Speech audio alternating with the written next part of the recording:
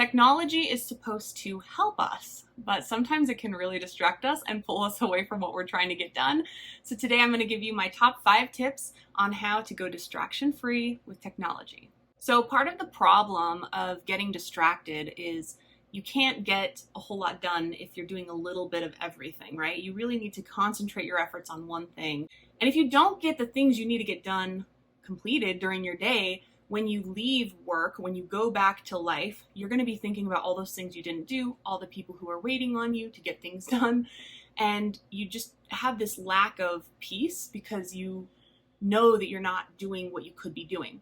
So these 5 tips I hope will help you. They're very simple. Anyone can do them. I think pretty much everybody has access to these if you're running an online business. So let's start with number 1. My very first tip is do not disturb mode.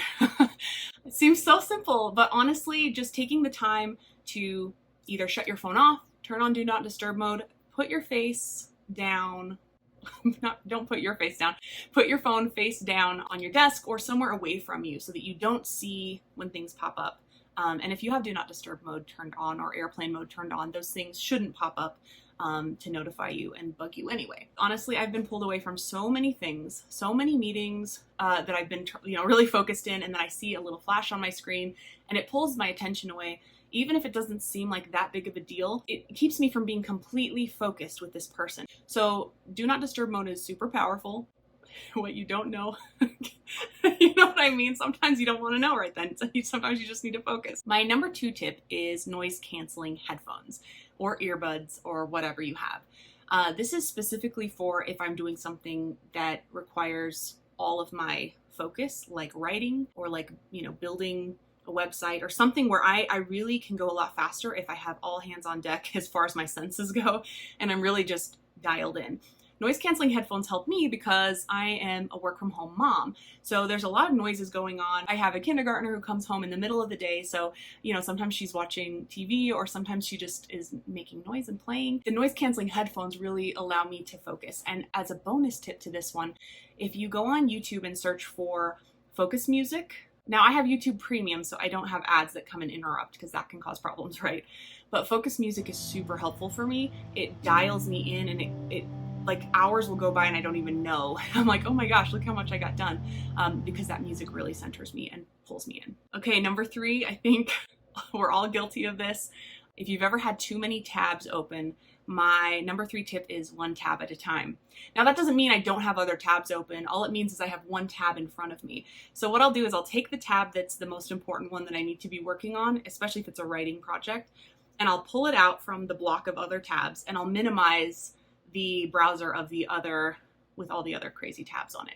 So I keep the one browser open in front of me that I'm working on, and that really helps just clear all the stress and anxiety of all those other things that I know I have to do eventually, but I can't do it all at the same time. And so anytime you have more than one thing in your face and going on, it's going to be really difficult for you to be present with the task at hand, which also can, take some of the joy out of the work that you're doing. Tip number 4 is to set a timer.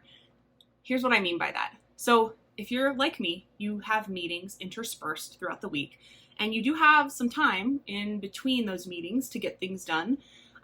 But for me specifically, when I know I have a meeting coming up, it's really hard for me to focus on doing anything else. Even if I have a 45 hour and a half block to work on things, I know I can get something done in that time. But the whole time I'm thinking about the meeting, am I going to be ready for that meeting? What are we going to be talking about? And it really pulls me away. So one thing that I do is I set a timer. I think to myself, how much time before that meeting do I need to sit down, pull in my notes, get my thoughts gathered, be prepared for it. And then I will take that, take the meeting time, add on an extra however many minutes, 15, 20 minutes that I need to really focus. And I'll set my phone timer to go off at that time. What that does is it frees my brain from having to remember or look up at the clock, and I get rid of that worry that I'm going to miss the meeting. The alarm's going to go off at the time that I need to be done working, and so it really frees me up to be able to focus on the task at hand. Finally, number 5, and this is probably my favorite, my assistant will tell you, get a focus buddy. So this can be a peer, a colleague, or an assistant that hops on Zoom with you, and you set and state your intention, and you both hold each other accountable. So if I say, okay, I want to write 3 emails, or I want to design, 2 PDF files or whatever, and we have a 90-minute session together, we're both on Zoom.